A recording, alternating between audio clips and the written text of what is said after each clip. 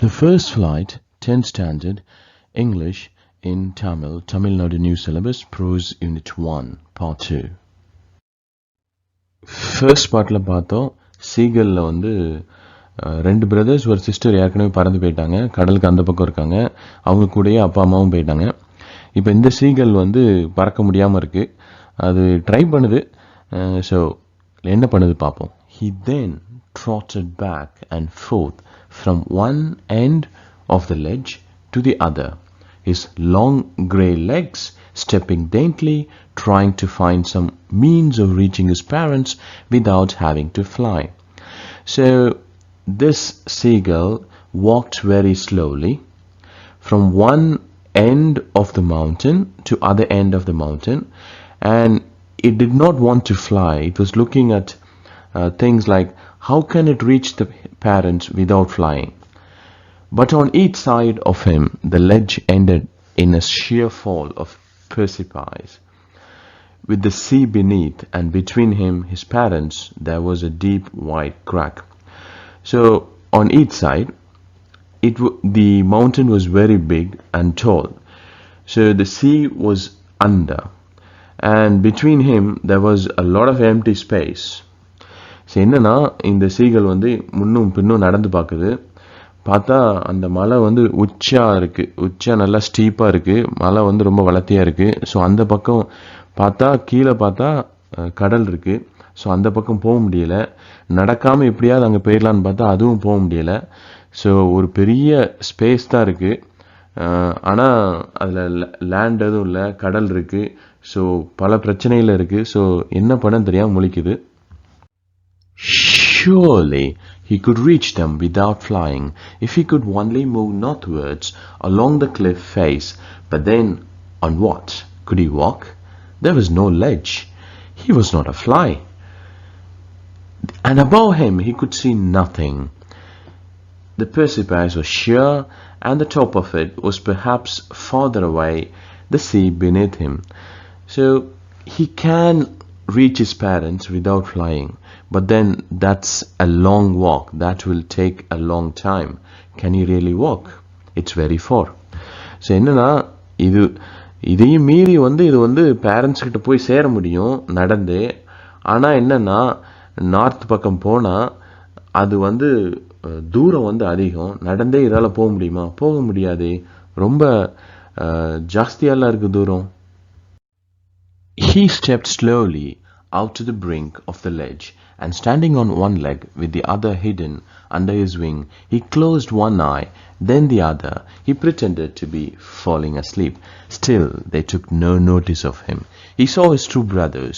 His sister was lying on the plateau, dozing, with their heads sunk into their necks. His father was preening the feathers on his white back.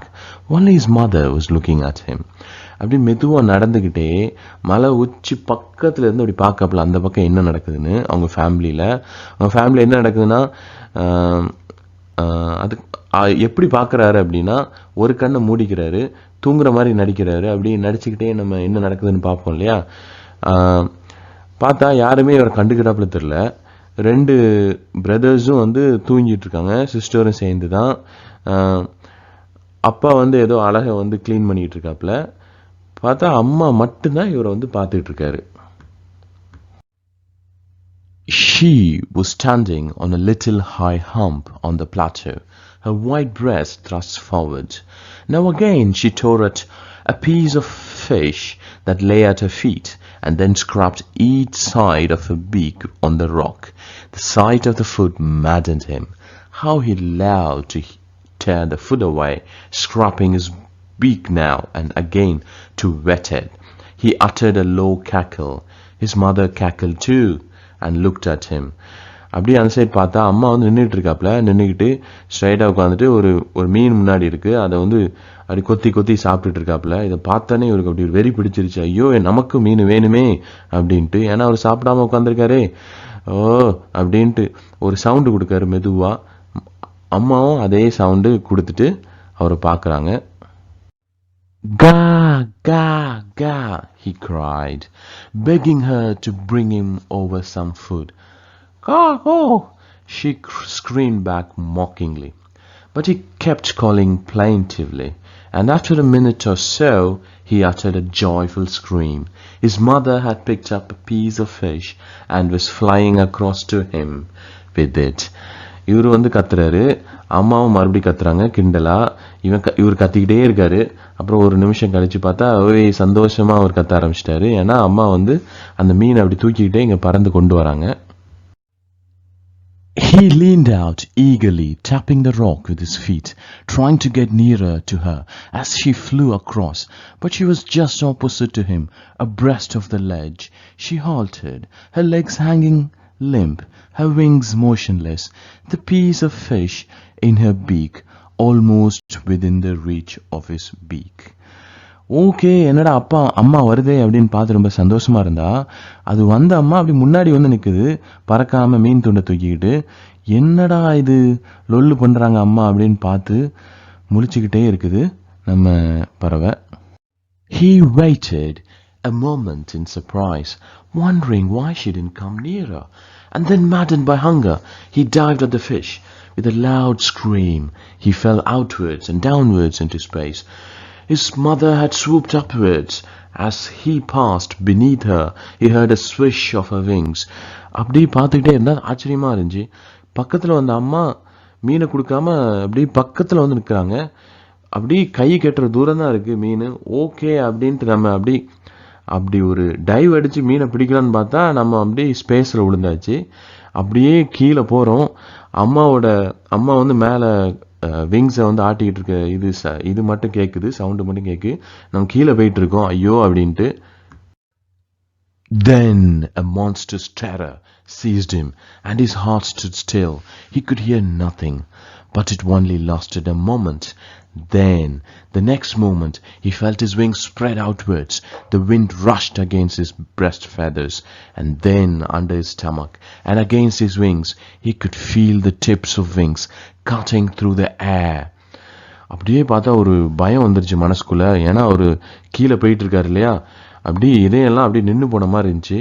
ஒண்ணுமே கேட்கல ஒரு second. ஆனா கொஞ்ச நேரம் தான், லைட்டா தான் அப்படி இருந்துச்சு. அடுத்த நிமிஷம் பார்த்தா அவரோட விங்ஸ் எல்லாம் ஆட ஆரம்பிச்சிருச்சு. அந்த விண்டையும் தாண்டி காத்தையும் தாண்டி பறக்க ஆரம்பிச்சிருச்சு. அவரெல்லாம் ஃபீல் பண்றாரு, அவரோட விங்ஸ் எல்லாம் வந்து ஆடுறத அவராலே நம்ப முடியல. He was not falling headlong now. He was soaring gradually. Downwards, outwards. He was no longer afraid. He just felt a bit dizzy. Then he flapped his wings once and he soared upwards. பார்த்தா அவர் கீழே விழல, அவர் மேலே போறாரு, கீழே வராரு, அந்த side போறாரு. பயமே இல்லை அவருக்கு. கொஞ்சம் தலை சுத்துற மாதிரி இருக்கு, இருந்தாலும் விங்ஸை வந்து நல்லா ஆட்டி ஆட்டி மேலே பறக்க ஆரம்பிச்சாச்சு. He uttered a joyous scream and flapped them again. He soared higher. He raised his breast and backed against the wind. Ga, ga, ga, ga, ga. His mother swooped past him, her wings making a loud noise. இப்ப பார்த்தா சந்தோஷமா கத்த ஆரம்பிச்சாச்சு, நல்லா பறக்க ஆரம்பிச்சாச்சு. மேலே போறாரு, அவரு அம்மாவை மீறி பறக்கிறாரு, அம்மா அவரை மீறி பறக்கிறாங்க. ஐயோ சூப்பர் தான். He answered her with another scream. Then his father flew over him, screaming. Then he saw his two brothers flying around him, soaring, diving. Then he completely forgot that he had always not able to fly, and commenced to dive, and so shrieking shrilly. அவர் பார்த்தனா அவரும் கத்துறாரு, அம்மா கத்துறதுக்கு இவரும் கத்துறாரு. அப்புறம் அப்பா ஓடி வந்தாச்சு, அப்பா இவரை சுற்றி பறக்கிறாப்புல. அப்புறம் அவங்க பிரதர் சிஸ்டர் அவங்க எல்லாம் அவரை சுற்றி பறக்கிறாப்புல, டைவ் அடிக்கிறாங்க. இப்போ எல்லாமே இவருக்கு வந்து மறந்து போச்சு. எனக்கு வந்து பறக்க தெரியாதுங்கிற ஒரு நினைப்பே இல்லாமல் போயிடுச்சு. அப்படியே டைவ் அடிக்கிறாங்க, பறக்கிறாங்க. He was near the sea now, flying straight over it, facing out over the ocean. He saw a vast green sea beneath him, with little ridges moving over it.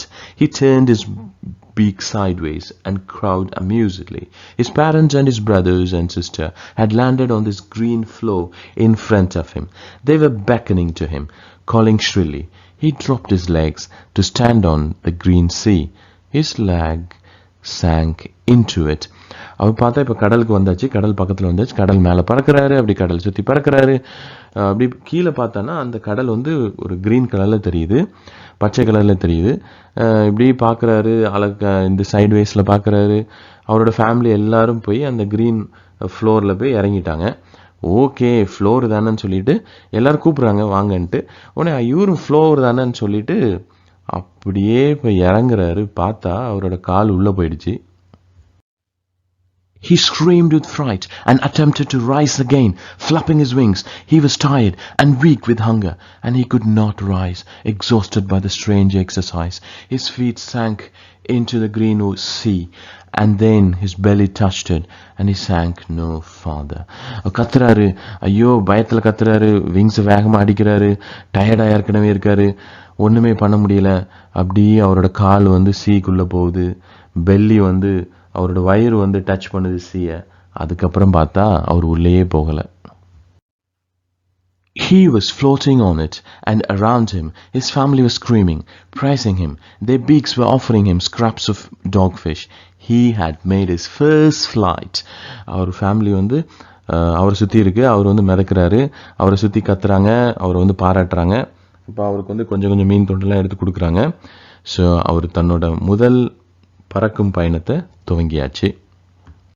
Liam ஓ ஃப்ளாஹெட்டி, இவர் வந்து Irish நாவலாசிரியர், சிறுகதைகள் நிறைய எழுதியிருக்காப்புல.